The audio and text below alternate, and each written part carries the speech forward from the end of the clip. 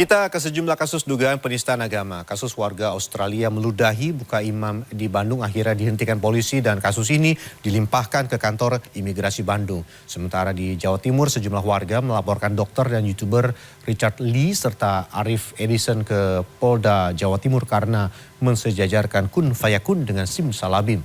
Dan terakhir TikToker Lina Mukherjee resmi jadi tersangka setelah diperiksa di Treskrim Polda Sumsel selama 12 jam.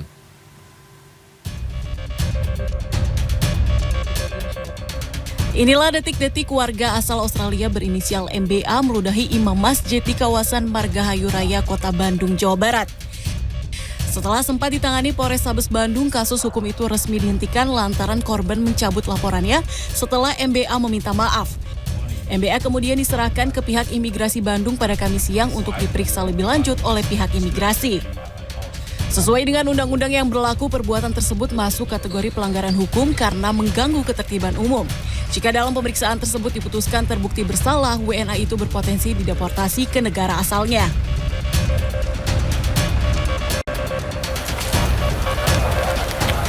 Sejumlah anggota Banser dan tokoh agama yang mengatasnamakan warga Nahdlatul Ulama Jawa Timur Kamis sore mendatangi Subdit Siber di Treskrimsus Polda Jawa Timur.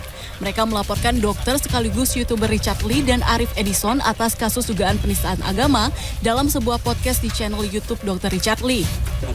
Dalam podcast yang tayang di channel YouTube dengan 3,91 juta subscriber itu, salah satu terlapor dituding menyamakan atau mensejajarkan penggalan ayat Al-Quran, yakni kun fayakun dengan simsalabim, yang dianggap sebagai kata-kata sulap atau sihir.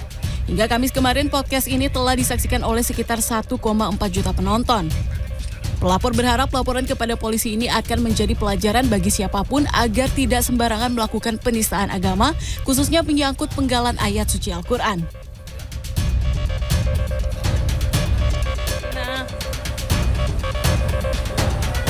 Masih kasus dugaan penistaan agama, setelah menjalani pemeriksaan selama 15 jam di Treskrimsus Polda Sumatera Selatan, TikToker Lina Mukherjee resmi menjadi tersangka kasus penistaan agama.